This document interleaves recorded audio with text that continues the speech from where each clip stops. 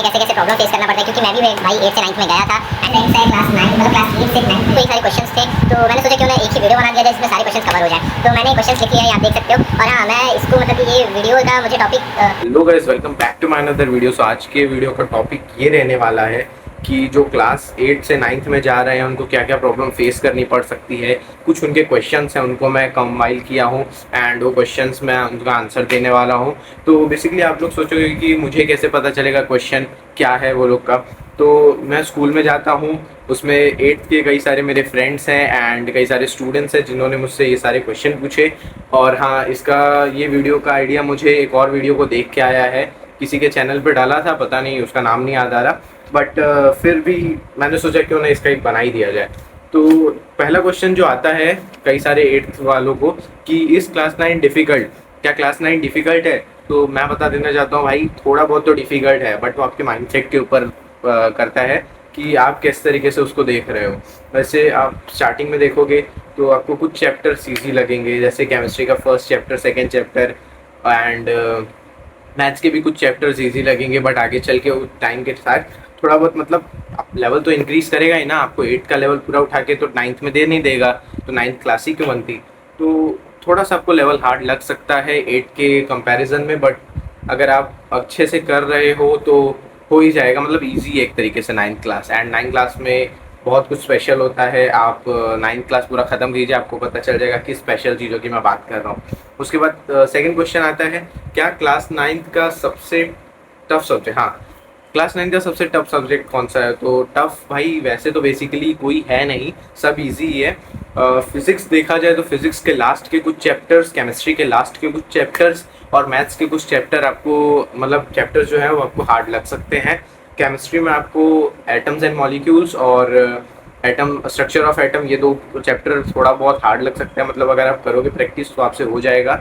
And physics की बात करें तो फिज़िक्स में ग्रेविटेशन चैप्टर और एक और चैप्टर है force and law of motion, तो उसमें आपको थोड़ा बहुत प्रॉब्लम आ सकता है। उसमें भी थ्योरी में प्रॉब्लम नहीं आएगा, आपको प्रॉब्लम आएगा तो इक्वेशन में प्रॉब्लम आएगा। और बाकी वैसे तो कुछ हार्ड नहीं है। मैथ्स में पॉलिनोमियल थोड़ा दिमाग ख़राब कर सकता है, बट अगर आपने आइडेंटिटी याद किया है तो आइडेंटिटी की मदद से आप इजीली कर सकते हैं पॉलिनोमियल्स भी। और बाकी सरफेस एरिया वॉल्यूम जो है कई लोग कहते हैं हार्ड है, बट बिल्कुल हार्ड नहीं है। क्यों? क्योंकि उसमें बस फॉर्मूला याद कर लो, प्लेस कर दो, हो जाएगा।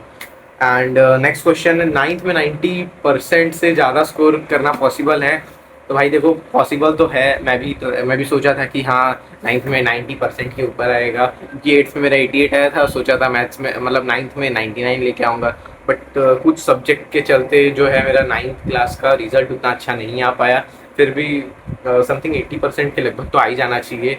अभी देखते हैं कितना आता है। उसके बाद नेक्स्ट क्वेश्चन है, डेली कितने घंटे पढ़ने चाहिए? तो देखो भाई, क्वांटिटी बिल्कुल मैटर नहीं करती।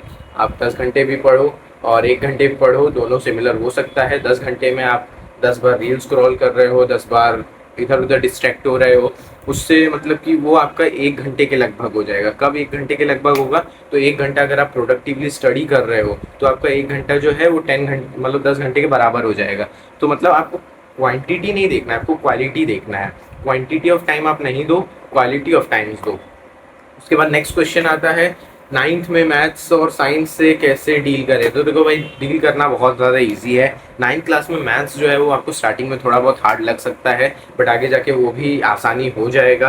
एंड साइंस की बात करें तो साइंस में वैसे तो उतना कुछ है नहीं, बस आप थ्योरी पोर्शन कर लोगे तो आपका एग्जाम काफ़ी अच्छे से निकल सकता है साइंस का। साइंस मतलब ईजी ही देख लगा मेरे को जहाँ तक। बस केमिस्ट्री के 2 chapter, structure and atom and atoms and molecule, ये 2 में थोड़ा सा हार्ड है, वो भी न्यूमेरिकल्स में हार्ड है, थ्योरी पार्ट आप कर लोगे। उसके बाद अगर 9th में क्या लिखा है भाई, मार्क्स कम आए तो क्या 10th खराब हो जाएगी? तो भाई अभी देखते हैं, उसका तो अभी सॉल्यूशन नहीं है। बट वैसे एक क्लास का मार्क खराब होने से दूसरे क्लास पे कोई इफेक्ट नहीं पड़ता है, जहाँ तक मैं देखा हूँ। क्योंकि मेरा 6th में समथिंग आया था 57% एंड मेरा 7th में आया था 79% एंड मेरा 8th में आया था 88%। मतलब अगर आपका मान लीजिए मेरा 6th में कम आया था, तो मैं भी ऐसा तो ये नहीं सोच सकता कि मेरा 7th में भी कम आएगा तो मैं पढ़ना ही छोड़ दूँ। अगर आपका मार्क कम आया है तो आप पढ़ना स्टार्ट कीजिए। मतलब 9th की अगर बात करें तो 9th में आपको अच्छा स्कोर मतलब अभी आप कर सकते हो, आपके पास पूरा साल पड़ा है। अगर आप थोड़ा थोड़ा भी पढ़ते हो तो पूरे साल तक आप 90% से ऊपर तो स्कोर कर ही सकते हो, ये मैं लिख के दे सकता हूँ, अगर आप अच्छे से रोज़ 1 घंटा पढ़ते हो तो। नेक्स्ट है कोचिंग लेना ज़रूरी है, तो भाई कोचिंग लेना वो आपके ऊपर डिपेंड करता है। अगर आप यूट्यूब पे भी काफ़ी सारे लेक्चर्स पढ़े हैं, यूट्यूब पे कई सारे टीचर्स हैं, समृद्धि मैम फॉर साइंस, प्रशांत भैया for science, and for SST आप दिगराज सर को देख सकते हो, एंड फॉर मैथ्स शौबिक भैया एंड ऋतिक सर दोनों ही काफ़ी अच्छे हैं। मतलब ऋतिक सर का क्या है, थोड़ा ऋतिक सर बेसिक से स्टार्ट करते हैं और शौबिक भैया भी बेसिक से स्टार्ट करते हैं, बट शौबिक भैया के आपको लेक्चर्स में ज़्यादा अमाउंट ऑफ क्वेश्चन मिलेंगे एंड ऋतिक सर के लेक्चर में आपको amount of theory plus questions मिलेंगे। ऋतिक सर के लेक्चर इसलिए लंबे हो जाते हैं। नेक्स्ट हम बात करें तो मतलब कोचिंग लेना एक आपके ऊपर है, अगर आप कर ले रहे हो सेल्फ स्टडी के साथ यूट्यूब के साथ तो हाँ आप कर सकते हो, कोचिंग का ज़रूरी नहीं है, बट आपको लेना है तो कोचिंग आप ले सकते हो। नेक्स्ट क्वेश्चन है 9th में नोट्स बनाना ज़रूरी है? हाँ भाई ज़रूरी है। क्यों? क्योंकि दूसरे के नोट्स से उतना अच्छे से नहीं समझ में आता, और भाई आप बना लो ना, आपको पता ही है कि आपको नोट्स से ही पढ़ना है। तो मतलब पूरी एनसीईआरटी का एग्ज़ाम है कल और आप पूरी एनसीईआरटी खोल के तो पढ़ नहीं सकते हो, तो आपको क्या करना चाहिए, आपको नोट्स स्टार्टिंग से ही बनाना चाहिए। अब आप दूसरे को फ़ोन करके बोल रहे हो भाई नोट्स दे दे, अब जिससे आप मांग रहे हो उसको भी मतलब थोड़ा बहुत तो लगेगा ना, हाँ भाई खुद का बना ले ऐसा करके, बट वो आपको दे ही देगा। मतलब ऐसा फिक्स नहीं है कि दे ही देगा, कहने का सीधा मतलब यही है कि आप अपने नोट्स खुद से बना लो, जब आपको लास्ट में ज़रूरत पड़ने ही वाला है तो आप खुद से बना लो, तो वही आपके लिए परफेक्ट होगा, सही होगा। नेक्स्ट है school plus YouTube plus study balance कैसे करें? तो कई स्टूडेंट्स मतलब कई मेरे फ्रेंड्स हैं जिन्होंने बोला मैं 9th में जाने वाला हूँ तो यूट्यूब का चैनल स्टार्ट करना है, तो भाई मैंने बोला हाँ स्टार्ट कर लो, क्योंकि भाई देखो अगर एक यूट्यूब चैनल खोलते हो प्लस स्टडी कर रहे हो और आपकी स्टडी पे कोई इफेक्ट नहीं जा रहा है तो आप मेरा ओपिनियन क्या, सबका ओपिनियन यही रहेगा कि आप एक यूट्यूब चैनल खोलो। क्यों? क्योंकि उससे आपकी प्रोडक्टिविटी दिखेगी, आपके कम्युनिकेशन स्किल बढ़ेंगे एंड आप देख सकोगे कि हाँ मेरा कितना कितना कवर हो रहा है। अगर आप मान लो कोई चैलेंज ले रहे हो, जैसे 25 डेज चैलेंज हो गया, 17 डेज चैलेंज होगा, इस तरीके के चैलेंजेस अगर आप ले रहे हो तो हाँ आपको ऐसा डेडलाइन रहेगा कि हाँ मुझे इतना कंप्लीट करना ही है और सब्सक्राइबर्स को बताना है कि हाँ मेरा इतना कंप्लीट हो चुका है, तो एक तरीके से दिमाग में मतलब रहता है हाँ करना ही पड़ेगा। नेक्स्ट बात करें, और हाँ मैनेज अगर करना है आपको तो देखो आप इस तरीके से यूट्यूब खोलना कि आपके स्टडीज़ में कोई इफेक्ट ना पड़े। नेक्स्ट है क्लास 9th बिगेस्ट मिस्टेक। हाँ क्लास 9th का सबसे बड़ा मिस्टेक मैंने क्या किया तो वो मैं आपको बताने जा रहा हूँ। क्लास 9th का सबसे बड़ा मिस्टेक तो बहुत सारा मैंने किया, लेकिन सबसे बड़ा मिस्टेक जो है वो ये है कि क्लास 9 में मैंने मैथ्स पे स्टार्टिंग से ध्यान नहीं दिया था, इसलिए मैथ्स में थोड़ा कम हो गया मेरा। एंड आप एसएसटी के पोर्शन पे ज़्यादा ध्यान देना। एसएसटी के मैं आपको 2 मेन चैप्टर्स बता दे रहा हूँ, वो दिमाग में जल्दी नहीं घुसते, बट अगर आप स्टार्टिंग से करोगे तो इजीली हो जाएगा। तो वो दो चैप्टर्स है, एक नाजिज्म वाला चैप्टर है, Nazism and rise of Hitler, और दूसरा है सोशलिज्म इन यूरोप। ये 2 चैप्टर भाई दिमाग खराब कर देता है सच बताएं तो, और आपको ड्रेनेज इजी लग सकता है। और मतलब ज्योग्राफी में देखें तो फिजिकल फीचर ऑफ इंडिया और ड्रेनेज अगर आप कर लिए तो आपका ज्योग्राफी पूरा पार लगा देगा। तो वही कुछ इंपॉर्टेंट क्वेश्चंस थे, और मैं ये कहना चाहता हूँ भाई देखो अब क्लास 9th है तो क्लास 9 में मतलब अगर आप अच्छा स्कोर कर ही लेते हो तो आपको 10th के लिए एक अलग से मोटिवेशन मिल जाएगा कि हाँ ऐसा हो गया। और कई बच्चे हैं मतलब कई मेरे फ्रेंड्स हैं जो 8th में कम स्कोर जिनका आया है उनको लग रहा होगा कि मेरा 9th में भी कम स्कोर आएगा, तो नहीं भाई ऐसा बिल्कुल नहीं है।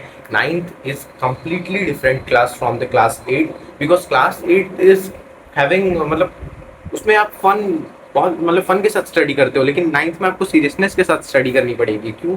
क्योंकि उसमें पूरा बदल जाता है, आपको 4 सेक्शन देखने के लिए मिल जाएंगे एसएसटी में, जिसमें आपका रहेगा हिस्ट्री, ज्योग्राफी, सिविक्स और इकोनॉमिक्स। तो इकोनॉमिक्स सब लोग बोलते हैं हार्ड है, लेकिन भाई कुछ हार्ड नहीं है। द विलेज ऑफ पालमपुर के साथ आप स्टार्टिंग करोगे तो बहुत ही अच्छे तरीके से आपका हो जाएगा। मतलब एक तरीके से अगर एसएसटी में देखें तो सबसे इजी मुझे इकोनॉमिक्स ही लगा। मुझे स्टार्टिंग में लगा था कि हाँ नया चैप्टर ऐड हुआ है, मतलब नए बुक ऐड हुई है तो क्या पता बहुत ज़्यादा हार्ड हो, बट ऐसा कोई नहीं है, बिल्कुल ईजी है। हाँ मैं आपको टीचर्स बता देता हूँ कौन कौन से यूट्यूब पे आप टीचर्स देख सकते हो, कौन कौन से मैंने देखे हैं। मैं अपना सजेशन दे रहा हूँ आपको। तो मैथ्स में आप देख सकते हो ऋतिक सर, शौबिक भैया, ये 2 लोग हो गए। एंड साइंस में आप प्रशांत भैया को ही देख सकते हो। समृद्धि मैम का भी लेक्चर देख सकते हो, ऐसा नहीं है, मतलब 2 टीचर्स हैं। और अलग पांडे सर, हाँ अलग सर जो है वो भी काफ़ी अच्छे से पढ़ाते हैं। तो साइंस में आप 3 टीचर्स से पढ़ सकते हो। अब बात करें हम हिंदी की, तो हिंदी के लिए भाई आप लाली मैम को भी देख सकते हो, एंड पीडब्ल्यू का भी मतलब आप देखोगे तो वो काफ़ी अच्छा है। पीडब्ल्यू के भी टीचर्स काफ़ी अच्छे हैं हिंदी में। इंग्लिश की बात करें तो इंग्लिश के लिए भाई मेरा सजेशन सिर्फ डियर सर को रहेगा, क्योंकि डियर सर भाई समझाते हैं तो समझ में आ जाता है एकदम, मतलब वो कैरेक्टर के अंदर घुस के समझाते हैं। तो आप इंग्लिश के लिए डियर सर को देख सकते हो। और कौन सा सब्जेक्ट बाकी रह गया, एसएसटी डिग्रास सर अगर आप करोगे तो काफ़ी अच्छा रहेगा। और एक मैम भी थी, उनका नाम नहीं आता रहा, बट आप डिग्रास सर को देखोगे तो पूरा क्लियर ही करा देते हैं।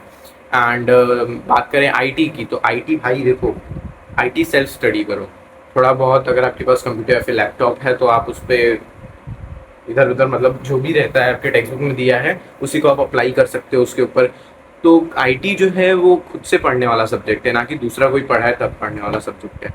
तो इतना हो गया, एंड आशा करता हूँ ये वीडियो आपको थोड़ा बहुत भी हेल्पफुल रहा होगा। आप कई और सारे चैनल्स चेकआउट कर सकते हो, अगर आपको मतलब जो जिस लिए आप आए थे देखने के लिए वो इसमें नहीं मिला तो आप दूसरे चैनल्स को भी चेकआउट कर सकते हो, वहाँ पे भी आपको बहुत सारी हेल्प मिलेगी। एंड मिलते हैं आपसे ऐसे किसी वीडियो में, तब तक के लिए बाय। और हाँ, कोई और डाउट हो तो भाई कमेंट करके पूछ लेना। चलो बाय।